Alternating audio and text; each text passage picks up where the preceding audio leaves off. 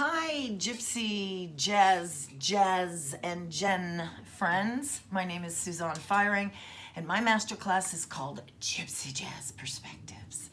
I'm going to start this session off with a typical Gypsy Jazz tune. It's called J'attendrai, I Will Wait for You. It's a top call tune on any Gypsy Jazz gig. I'm going to sing the melody since we're doing this live, and this should give you a little feel of what we're talking about. J'attendrai la jour et la nuit, j'attendrai toujours ton retour. J'attendrai qu'à l'horizon qui s'enfuit, viens chercher l'oubli dans son nid. Le temps passe et court en battant tristement dans mon corps si lourd. Et pourtant, j'attendrai ton retour.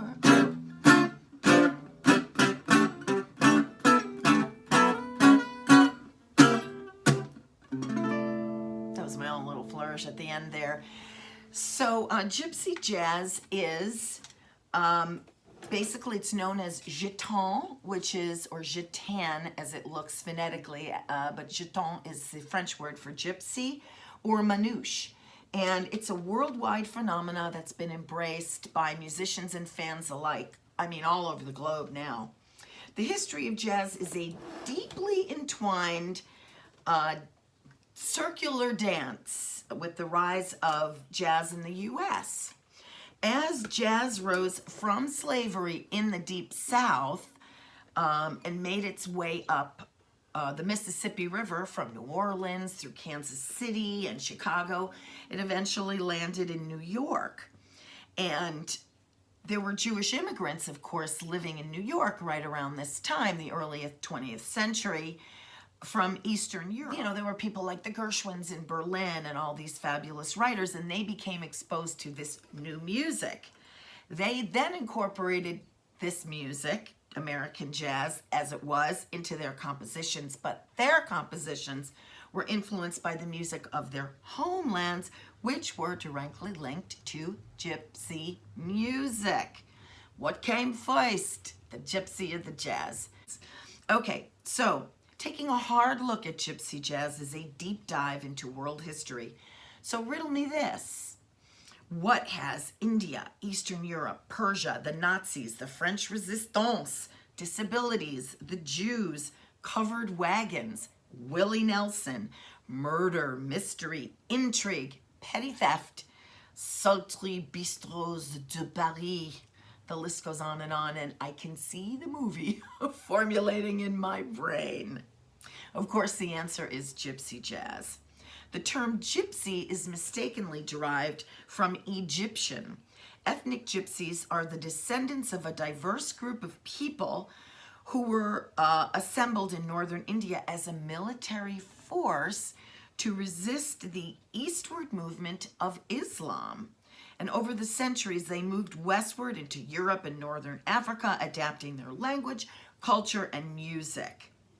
And they are traced back through their language and DNA to places as far flung as Persia, where they have been cited to originate from a single cast of, wait for it, entertainers.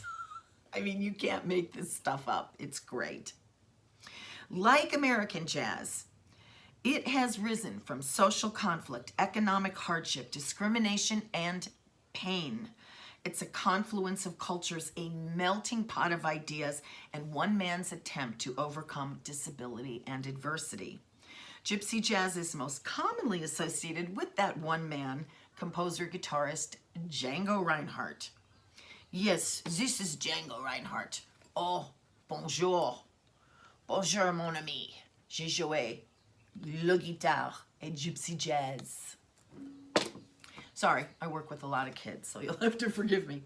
Okay, so Django was born in Belgium on January 23rd in 1910. Yes, he was an Aquarius when the moon is in the 7th house. And Aquarians are characterized by adaptability, originality, thriving in new experiences and environments, dealing with conflict. You are so Django if. As a little boy, Django mimicked every kind of music that he heard, and apparently he did it quite well. He grew up very, very poor. He busked on the street for money and begged as well. And he was about 18 years old when he lost command of his little finger and ring finger on his left hand, which is the guitar hand, in a fire. He was trying to save his wife who was inside their caravan. And believe it or not, a caravan literally was a covered wagon. It's unbelievable. They lived in a Romani encampment outside of Paris. Romani is another name for cultural gypsies and descendants from this particular strain that Django and his family were a part of. He started playing the violin, banjo, and guitar. His father was also very musical and accomplished. And as a young man, Django was quite adept at stealing. He was a petty thief. He would take chickens or whatever else he could get his little hands on that weren't, part of the Romani encampment that they were in. It was around this time that Django met virtuoso French-Italian violinist Stéphane Grappelli. And of course, they later went on to form the famed Hot Club de France. Although Django was born in Belgium, and most gypsies, or Romani, are considered stateless, they often suffer an undeserved stereotype and discrimination. Close to 1 million gypsies were either kidnapped, murdered, or forcibly sterilized under Hitler's regime. At the end of the Second World War, life in Paris was hellish at best. Most factories and industries were destroyed, housing was in extremely short supply, and food was rationed. But because of their lifestyle, the remaining gypsies were best to adapt and survive. Meanwhile, across the Atlantic, on the western side, the American side, Gypsy Jazz was like a little sibling tagging behind, and it was creating a breeding ground of new ideas to a very hungry Parisian public. After the liberation of France, the Franco-American love affair began, and Django Reinhardt and his ragtag team of musicians led the charge. Django met jazz giants like Louis Armstrong and Duke Ellington, and they absolutely loved Django's interpretations of jazz. And he later toured with them, especially with Duke. He did a lot of work with Duke Ellington across Europe and in the States. Django made close to 60 recordings in 4 years. I am no longer going to complain about my recording schedules. And he was heralded, I jumped ahead there, as a hero across Europe for providing the musical backdrop for the Reconstruction after the Second World War. His tune Nuage is said to be the main homage, and I'll play a piece of that a bit later when we talk about a little bit of harmonic approach to gypsy jazz. So what is the gypsy jazz repertoire? Well, it includes dozens and dozens of songs you probably already know from the Great American Songbook, like All of Me, Sweet Georgia Brown, Honeysuckle Rose, Les Feuilles Mortes, which is Autumn Leaves, I'll See You in My Dreams. You get the idea. It also includes a number of original Django tunes like Minor Swing, Swing 42, Djangology, Stompin' at Decca, Nuage, and many more. And by the way, Willie Nelson has played Nuage in his show, every show, for over 20 years. And he has a bar that he built in his basement called Django and Jimmy's, named after the Grammy-winning song he wrote about his love of Django Reinhardt and the famed songwriter, American songwriter Jimmy Rogers. And many bluegrass musicians include gypsy jazz repertoire in their music as well. So how does gypsy jazz differ from American jazz? Well, one of the first things is the guitar neck. As you can see, if you look closely on this guitar, this thing is called the nut, and there's an extra fret. These things are called frets, these little metal bars. And there's an extra fret there, which kind of gives it a, you know, Django, if you will, sound, almost like a banjo. And there are two main styles of gypsy jazz guitars, and they do vary, but this is called a grande bouche, which has a D-shaped mouth. It's French for big mouth. You see it a lot for rhythm, although people play lead on it. And then the petite bouche, and you can see the little extra fret up there on the nut. And see, this has a small round oval hole. Initially, it was mostly used for playing lead and rhythm, but you know, everybody does everything these days with these instruments. The other big difference with gypsy jazz is we like to play with very, very thick picks. And you can buy these just about anywhere, but you can, you know, some of them you can pay up to 30, 40, 50 bucks for the right gypsy jazz pick. And you also see a lot of archtop, you know, double F hold jazz guitars as well. Ensembles. Ensembles tend to be smaller. You usually don't see groups bigger than 6 or 7. And for the most part, you don't use drums and piano, although you do see it occasionally. I did a gig recently with a cajon player. It was fabulous. And sometimes you see small kits and stuff like that. And sometimes you see groups as small as 2 or 3, even at main festivals. Let's see, the instrumentation tends to be guitars, upright bass, accordion, maybe a clarinet and a fiddle, a la Stefan Grappelli. And jazz loves to put an emphasis on their dominant 7 chords. Ooh la la, they love their Dom 7 chords. And Django likes to emphasize them in his melodies. His melodies are very cool and rhythmically very interesting, but he loves to follow, you know, the basic harmony of those chords. Like, for example, this is a tune called Stompin' at Decca. Starts with a G major.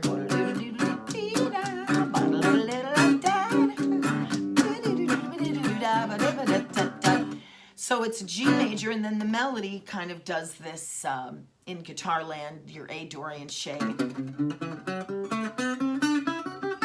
He just kind of follows that right down, G major. Then the next chord, the E flat, he starts on the half step down from the 1 of that E flat, that major 7. That's the melody, just plays that arpeggio.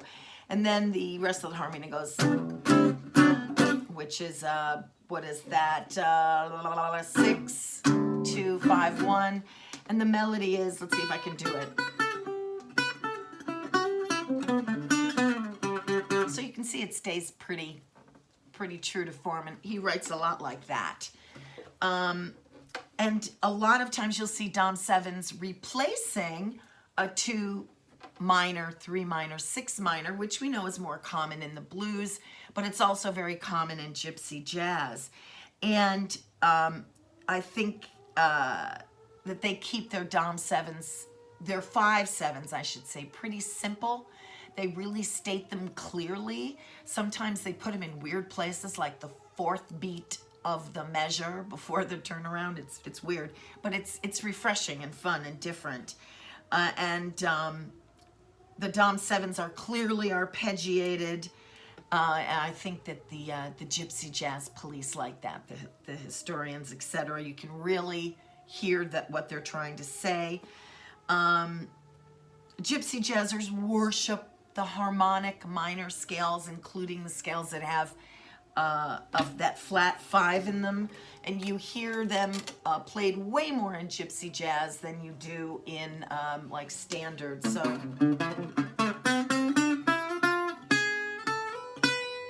maybe a harmonic kind of scale like that, you'll hear, and a lot of times you'll hear them connected right to a Dom 7, I mean a diminished or half diminished arpeggio.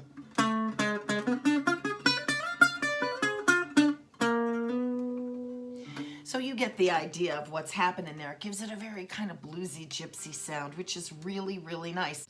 I think that one of the reasons that Django wrote a lot of the songs that he did and played the way he did was because of his disability, because of his hands. And he just, I mean, he got lemons and he made lemonade and he created an entire art form.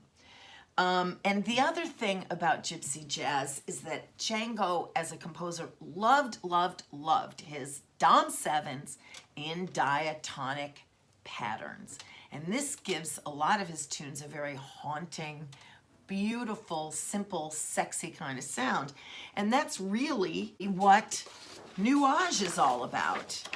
I'll just play you a little bit of it and you'll be able to hear exactly what he was thinking. Once again, I'll sing the head. Lentement dans le soir, forgive me. Le train s'en va, keep it simple. Sur le quai sans mouchoir, s'enfuit, right there, clear as day. Déjà, dans la classe comme un songeur, le maigri de sa maison, sur le jour qui nous allonge, clear as day. Ça s'est trompé l'horizon. Un nuage s'étire. And so on it goes. So there's a lot to learn to be able to play as quickly and as creatively as Django played. So Django and Grappelli played their heads fairly straight ahead, I would say, although you hear a lot of guys today blasting through those heads, playing fast and flashy. You can't even tell what the heads are. And I think this is an opinion, of course, but I think that it's okay if you're playing to a room full of guitarists or jazz musicians, but I don't think it's so great if you're trying to preserve the art form and pass the art form on. And there's actually been a movement within Gypsy Jazz to play them straighter in an effort to make them more accessible to new audiences. But of course, I know this is an age-old jazz argument. Oh, the other thing about Gypsy Jazz, minor blues are king. You can't leave the gig. You can't leave the jam. You can't leave the party. You can't leave the bar mitzvah until you've played minor swing. Don't mean a thing if it ain't got that minor swing. So, and the minor blues are all over Gypsy Jazz. And solos tend to lean on the bluesy side, even over changes that aren't so bluesy. So the interesting thing about this, the most popular tune besides Nuage in the Gypsy repertoire, is that minor swing in its hipness is extremely simple. It's just basically, we're in the key of C, but we'll start on the A minor, which is the 6. We're gonna look at it like a 1, up to our D minor, and then it goes to a 5.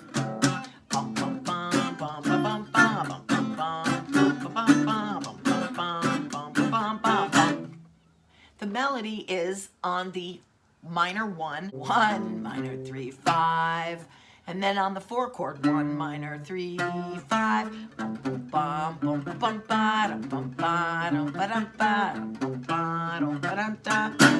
Very, very cute and clever tune, and it's just a blast to play over. And it's a great song for beginners as well as, you know, people that go a little deeper. So, how does Gypsy Jazz fit into our modern lives? Well, it has exploded across Europe in the last decade or so, with festivals and gigs, and, you know, museums are doing the history of it. It's fabulous. And it's really starting to catch on in America. I run Nashville's Gypsy Jazz Festival. It almost killed me. Hopefully we'll be able to do it again after COVID. But even like folk festivals and Americana festivals are hiring gypsy jazz musicians, so it's something to think about. And the sale of gypsy jazz, you know, Gitan Manouche guitars and replicas of famous guitars, they have just gone through the roof. They're selling like hotcakes. So that's a very good sign, even through the pandemic.